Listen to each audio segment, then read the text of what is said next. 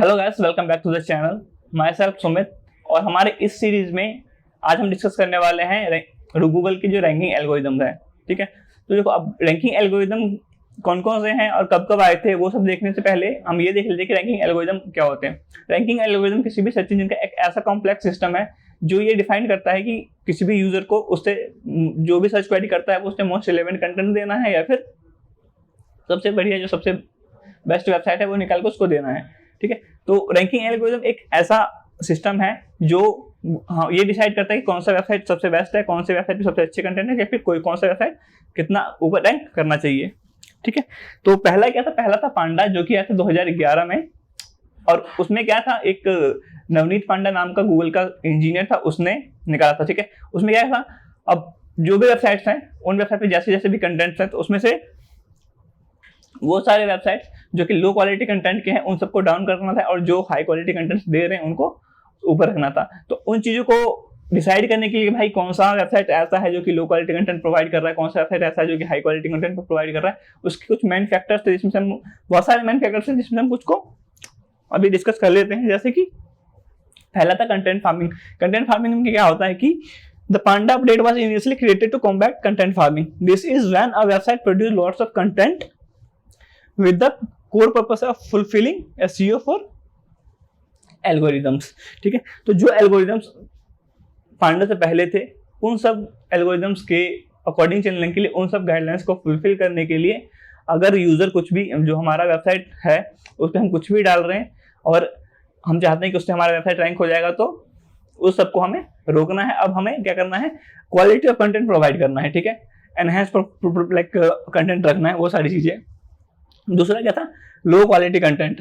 अब एक तरीके से आप ये कह सकते हो कि भाई जो कंटेंट फार्मिंग थे वो हम कहीं से कुछ कॉपी कर रहे हैं, किसी और वेबसाइट से उठा के वो डाल दिया, वो सारी चीजें। ठीक है, अब लो क्वालिटी कंटेंट में क्या था कि भाई ऐसा तो नहीं जो कंटेंट है वो बहुत छोटा है, वो कोई कंटेंट है कीवर्ड स्टफिंग करे। कीवर्ड स्टफिंग का मतलब क्या होता है, जैसे हमने कोई भी कीवर्ड चूज कर रखा अपने पेज के लिए कि जैसे मान लेते हैं बेस्ट शूज फॉर मैन, ये मैंने अपना कीवर्ड रखा और उसी कीवर्ड को मैं बार बार यूज कर रहा हूँ अपने whole like in whole article. ठीक है, अपने पूरे ब्लॉग में उसी को लिख रहा हूँ, अपने पूरे वेब जो हमारा वेब पेज है जिसको हमने रैंक करवाना है उसी पे हमें सेम कंटेंट लिखता जा रहा हूँ। ठीक है, तीसरा क्या था, page that are not optimised.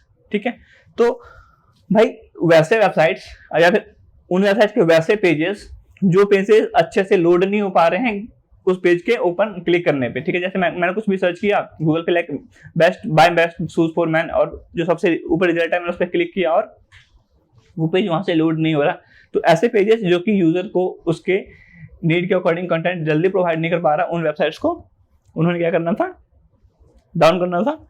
ठीक है, लॉट्स ऑफ एड्स मतलब कि वो वेबसाइट जिन पे बहुत सारे एड्स दिख रहे हैं बट वो कहीं ना कहीं जो विजिबिलिटी ऑफ कंटेंट है उसका हैम्पर कर रहे हैं, वो सारे वेबसाइट्स को क्या करना था, गूगल ने डाउन करना था। ठीक है, अब सेकंड क्या था, सेकंड था पेंगुइन आया था अप्रैल 24, 2012 में। ठीक है, इसमें क्या था, इसमें था भाई कि जो बहुत सारे वेबसाइट्स हैं, अब बहुत सारे वेबसाइट के लिए बहुत सारे लोग बैकलिंक्स बनाते हैं ताकि उनके वेबसाइट की DAPA इंक्रीज हो, उनके वेबसाइट्स की ट्रैफिक आए और उनके वेबसाइट की रैंकिंग जल्दी इंप्रूव हो पाए। ठीक है, तो उसमें क्या बोलता है गूगल कि भाई अगर मैं कोई गाइडलाइन सेट नहीं करता हूं तो लोग कहीं से भी कैसे भी बैकलिंक्स बनाएंगे। तो उसमें गूगल का ये था मानना, मतलब गूगल का कहना ये था कि भाई अगर तुम बैकलिंक बना रहे हो तो तुम ऐसी जगह से बनाओ जो तुम्हारे कंटेंट से रिलेटेड हो। जैसे तुम्हारा ब्लॉग है डिजिटल मार्केटिंग सर्विसेज के ऊपर, तो उन वेबसाइट पे ही बैकलिंक बनाओ जो ऐसे कंटेंट प्रोवाइड कर दिए जिसमें उन्होंने जिक्र किया हो कि डिजिटल मार्केटिंग सर्विस क्या है, वेबसाइट सर्विसेज क्या है, वो सारी चीजें। ठीक है, तो the Penguin update works by crawling backlinks on websites and assigning each backlinks a score. Some of the backlinks that the Penguin update will zone in, और जैसे क्या है भाई, वो बैकलिंक्स जो खरीदे गए हो किसी भी पर्टिकुलर या फिर रोबोट से बनाए गए हो। ठीक है, backlink that have the same anchor text. Same anchor text का मतलब क्या है कि जैसे आपने कुछ भी चीज लिखी है www.xyz.com, ये आपके वेबसाइट का URL है, आपने जो टेक्स्ट लगा रखा है किसी भी बैकलिंक वेबसाइट वो भी यही लगा रखा है कि www.xyz.com। ठीक है, तो वो नहीं होना चाहिए, हमें कुछ ऐसे कीवर्ड्स रखने चाहिए हमारे एंकर टेक्स्ट में जो कि ये दिखाता हो कि हमारा जो लिंक है जहाँ पे उस पर क्लिक करके कोई बंदा जाने वाला है वो कैसा उससे रिलेटेड है, ठीक है। गोट बिल्ट बैकलिंक्स फ्रॉम अनट्रस्टवर्दी सोर्सेस, मतलब वो सारे वेबसाइट जो खुद ही अच्छे नहीं है उन पे हमें बैकलिंक्स नहीं बनाने होते, ठीक है। वो सारी चीजें। बैकलिंक्स फ्रॉम इररिलेवेंट साइट्स का मतलब ये है भाई कि आप कंटेंट, आपका वेबसाइट किसी और टॉपिक के ऊपर है, आप बैकलिंक्स किसी और टॉपिक वाले वेबसाइट से जाके बना रहे हो। जैसे कि मैं कोई ब्लॉग लिख रहा हूँ, मैं कुछ आर्टिकल लिख रहा हूँ, मैं लाइक सपोज कि मैं आर्टिकल लिख रहा हूँ बेस्ट फूड्स इन दिल्ली, और मैंने जाके बैकलिंक्स किस वेबसाइट पे बना दिया, मैंने उस वेबसाइट के लिए अपने बैकलिंक्स बनाया है बेस्ट एस्ट्रोलॉजर्स इन इंडिया, या फिर best taxi drivers in India, या फिर best taxi services in India. तो हमें क्या करना है, हमें बैकलिंक्स वहां से बनाने होते हैं जहां से हमारे ऑलरेडी बहुत सारे लोगों ने बना रखे हो, या फिर ये कह सकते हैं कि जो हमारे कंटेंट से रिलेवेंट कंटेंट है वहीं पे जाके हमें अपने बैकलिंक्स बनाने होते हैं, ठीक है। उसके बाद क्या था, हमिंगबर्ड क्या था, हमिंगबर्ड आया सितंबर 26, 2013 में। इसमें ये कहना था कि भाई Hummingbird signalled Google's commitment to an increasingly sophisticated understanding of the intent of searchers.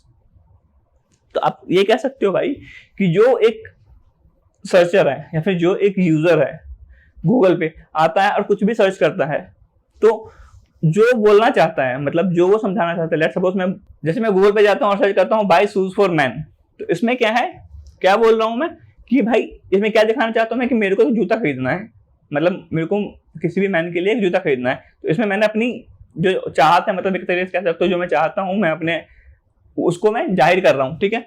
तो उन कीवर्ड्स पे हमें काम करने थे, उन कीवर्ड्स पे हमें अपने वेबसाइट को फ्रेम करना था, उन कीवर्ड्स के बेसिस पे हमें अपने वेबसाइट को रैंकिंग के लिए रेडी करना था। तो उसमें क्या करना, नो कीवर्ड स्टफिंग, कोई कीवर्ड हमें स्टफिंग नहीं करनी थी। कीवर्ड स्टफिंग क्या होता है, मैंने पिछले बताया कि भाई सेम कीवर्ड्स को एक वेब पेज पे बार बार लिखना या फिर बार बार यूज करना, ठीक है। Quality content check keyword is density, जो कीवर्ड की डेंसिटी है, देखो मेन क्या है, कीवर्ड स्टफिंग नहीं करनी थी। तो कीवर्ड डेंसिटी मतलब कि भाई हमारा जो वेबसाइट है उस पर जो भी कंटेंट हमने डाल रखा है उस कंटेंट में हमारा कीवर्ड कितना बार यूज हुआ है उसका एक परसेंटेज होता है, हम जिसको बोलते हैं कीवर्ड डेंसिटी, ठीक है। तो कीवर्ड डेंसिटी हमारी अच्छी होनी चाहिए, क्वालिटी कंटेंट हम प्रोवाइड करेंगे, वही बोला था इसमें हमिंगबर्ड में, ठीक है। और फोर्थ में क्या, कब आया था वो, 26 अक्टूबर 2015 में।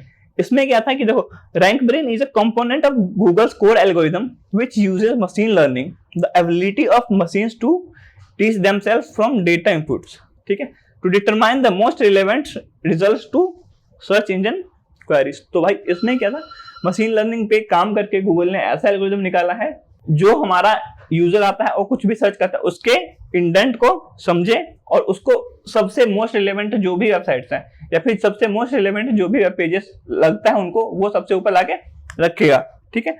तो ये फोर्थ था। फिफ्थ क्या था, फिफ्थ में था भाई पेज एक्सपीरियंस, ये करवाया 2021 में और ये सबसे लेटेस्ट है। तो इसमें क्या था, the page experience update consider several signals that go into creating an optimal browsing experience for users, ठीक है।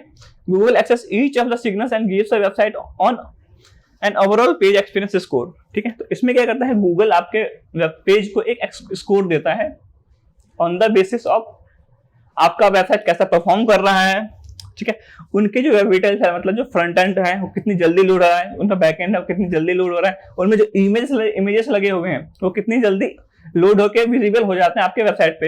ऐसा तो नहीं कि स्क्रॉलिंग लाइक बफर हो रहा है, सर्कल घूम रहा है, वो सारी चीजें आपके वेब पेजेस पे नहीं होनी चाहिए। विद इन सेकेंड्स आपके वेबसाइट अच्छे से लोड हो जाएगा, विद इन 2 to 3 सेकंड्स अगर आपके वेबसाइट सही से लोड हो जा रहे हैं, उनके सारे जितने भी आपके कंपोनेंट्स हैं वो अच्छे से विजिबल है, तो गूगल मानता है कि भाई इनकी जो सर्वर है अच्छी है, इनका सर्वर बहुत अच्छे से ऑप्टिमाइज हो रखा है, ठीक है।